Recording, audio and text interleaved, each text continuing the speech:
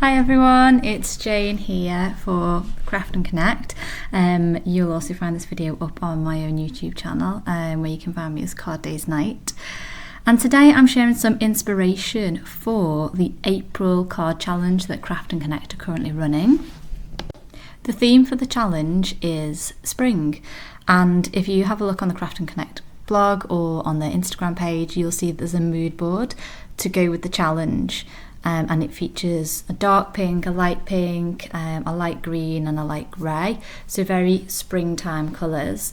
And there have been some brilliant challenge entries so far, so make sure to check that out. You've got until the 30th of April if you want to submit a challenge entry, and you can win a gift card to the My Perfect stamp store.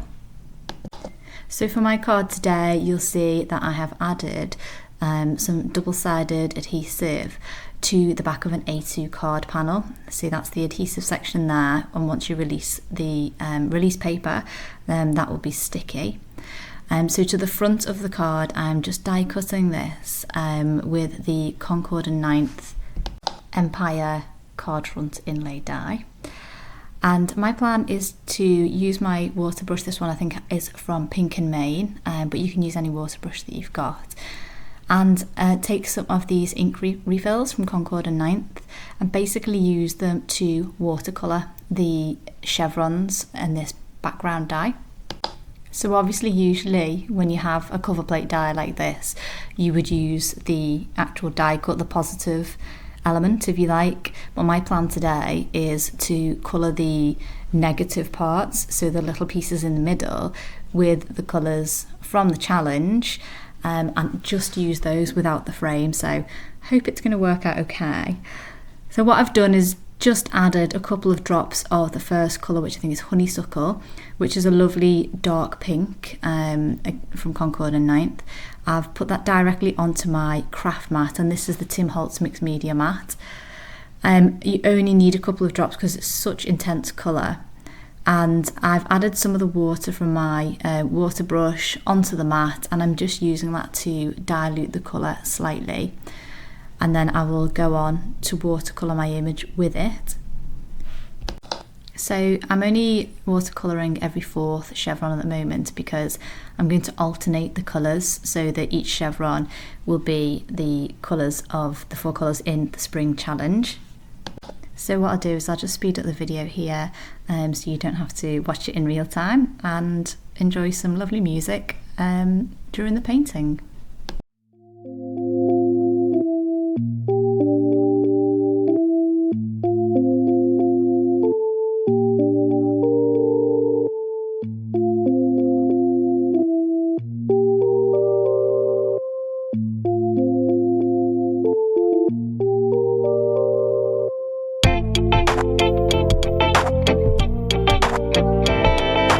So now that I've finished with the darker pink, I am adding a little bit of water to my craft mat just to dilute that colour a little bit more, and I'm going to use that now as the lighter pink from the colour palette.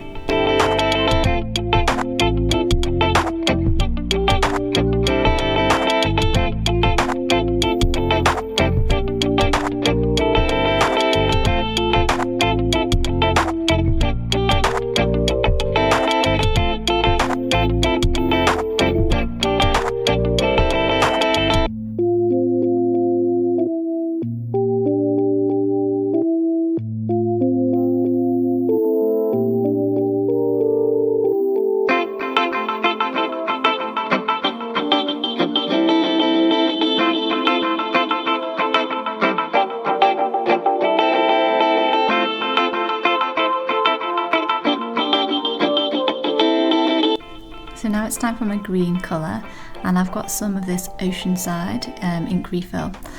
It's quite a dark green, it's actually more of a blue green. So when I add my water to it here, I realised that I want it to have slightly more yellowish tone to it. So then I have grabbed a second colour, which is Buttercup, again from Concord and 9th, and I've just added a few drops of that in. And when mixed together, it did produce more of that yellow-green colour, which is more like the green in the colour palette, so I was quite happy with that, and I've used that for my green tone.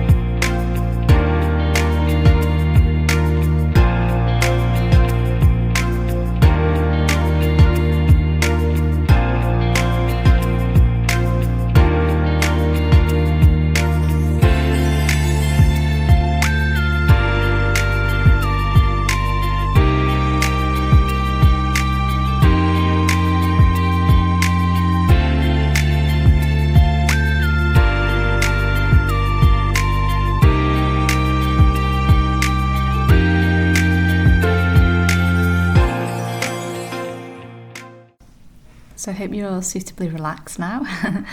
That is the painting finished, and honestly I love how it's turned out.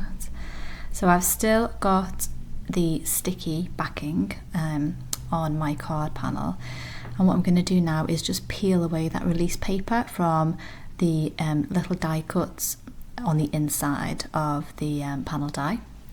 And I'm having to do this really carefully because obviously I don't want to pull them out of the frame, because what I want to do is use that frame and line it up over my card panel and just press those little die cut inlay pieces onto the card panel, and then remove the frame so it only leaves those little internal pieces behind. So this was a bit fiddly. I did get the hang of it. It got quicker as the process went on, but what I would say is this is probably not going to be a card for mass producing. So what I'm doing now, obviously just laying the panel down over my card panel, making sure it's lined up squarely. And then I'm just going to press those pieces down where I've removed the backing paper. And then I'm going to really carefully peel away the frame, not least because I need to make sure that the other pieces where I haven't removed the release paper yet stay inside the die.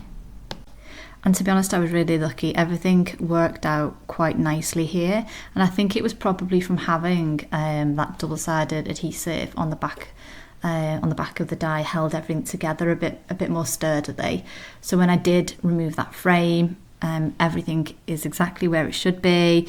And I just love that texture and dimension. It's turned out so well. I'm really happy with it. I feel like it's quite unusual to have just the negative parts of a cover plate die like this rather than the frame. So it does make quite an unusual card. So to finish it off, I am using the Just Say More dies, again from Concord and 9th. And what I tend to do when I've got a die set like this that does really good general sentiments is I'll sometimes batch make a few of the sentiments. So here I'd cut out a few previously where I'd done the shadow die in white and then the word in black, and then vice versa. So you can see the one I've picked here is the high, where I've got the shadow die in black, and then I've die cut 2 or 3 of the word high from white and stacked them together for some nice dimension. So because I've already got that little bit of dimension, I'm just going to pop it on with liquid glue instead of foam tape. And I'm just eyeballing it to make sure it goes on straight. Actually, the lines in the cover plate die are quite useful to help you see that you've got it on straight and in the right place. So once that is pressed down, I am just going to add a few little dewdrops from Concord and 9th to finish off the card.